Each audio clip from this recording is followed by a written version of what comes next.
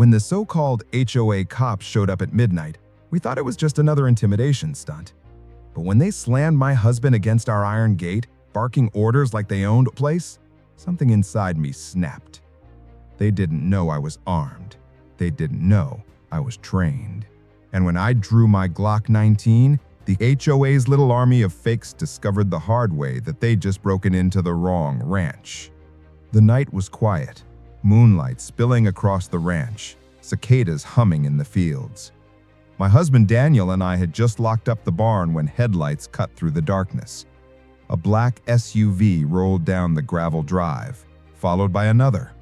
Too polished, too official. The vehicle stopped at the gate. Men jumped out wearing tactical vests with the words HOA Security Police stenciled across their chests. But the problem? There's no such thing as HOA Police. One of them barked, "Open the gate, we're conducting an inspection." Daniel shook his head. "This is private property. You've got no jurisdiction here." That's when two of them lunged forward, forcing the gate half open, slamming Daniel chest first against the iron bars.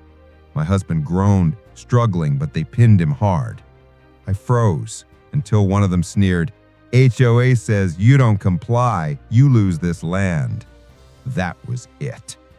In one motion, I reached beneath my flannel, unholstered my Glock 19, and racked the slide. The sound cut through the night like thunder.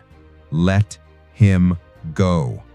The fakes froze. One of them laughed nervously. "Lady, put that away. We're law enforcement." I aimed center mass at the loudest one.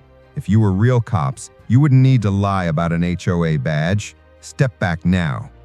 The one holding Daniel smirked, trying to act tough. "You wouldn't dare shoot." Before he could finish, I squeezed off a round into the dirt at his feet. Dust exploded upward. He jumped back, releasing Daniel instantly. Daniel stumbled free, clutching his ribs, glaring at the men. My heart pounded, but my hand was steady. "You've got 10 seconds, I warned. "After that, I'm not aiming at the dirt." The men exchanged nervous glances. Their uniforms looked official under the moonlight, but up close, the stitching was cheap. Their radios weren't even turned on, just empty shells clipped to belts. Daniel straightened, voice sharp. "You boys made a mistake. I served 20 years in law enforcement. I know fake badges when I see them." The leader tried bluffing. "We'll have you arrested." I stepped closer, barrel raised. "No, you'll have yourselves arrested. Every second you're on this property is trespassing." Their bravado cracked. One dropped his clipboard. Another started edging toward the SUV. The leader hissed, "Fall back." And just like that, their little operation unraveled. They piled back into their vehicles, tires spitting gravel as they fled down the road. But it wasn't over, not by a long shot. The moment they were gone, Daniel pulled out his phone. "Sheriff's office needs to know, tonight." We called it in. Turns out we weren't the first. Other ranchers had been harassed too. Same fake cops, same SUV, same intimidation tactics. The sheriff's deputies arrived 20 minutes later, real lawmen with real authority. They photographed the boot prints, the broken gate latch, and the bullet hole in the dirt where I'd fire a warning shot. "Good thing you didn't hesitate," one deputy told me.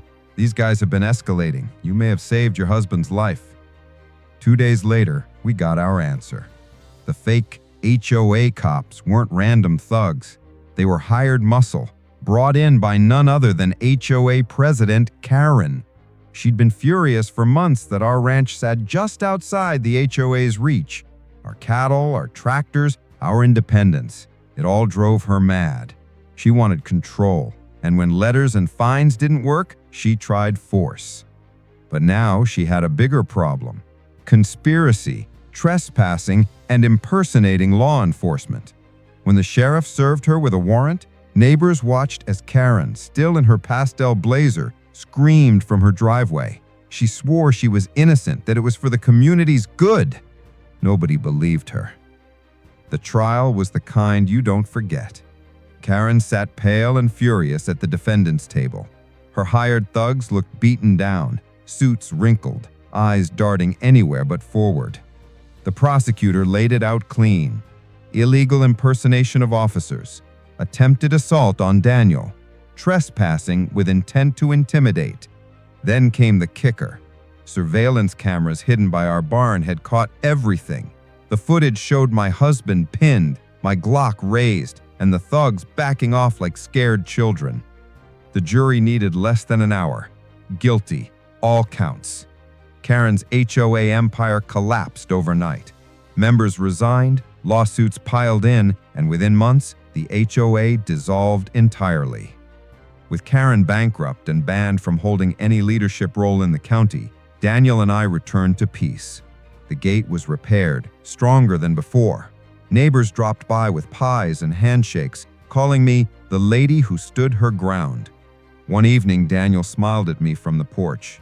"Never thought I'd see the day my wife emptied a Glock for me." I smirked, setting the pistol back in its holster. "Never thought I'd need to, but I'll do it again if anyone lays a hand on you." The crickets sang, the stars stretched wide overhead, and for the first time in months, the ranch felt safe again. Karen had tried to break us with fear. Instead, she built our legend.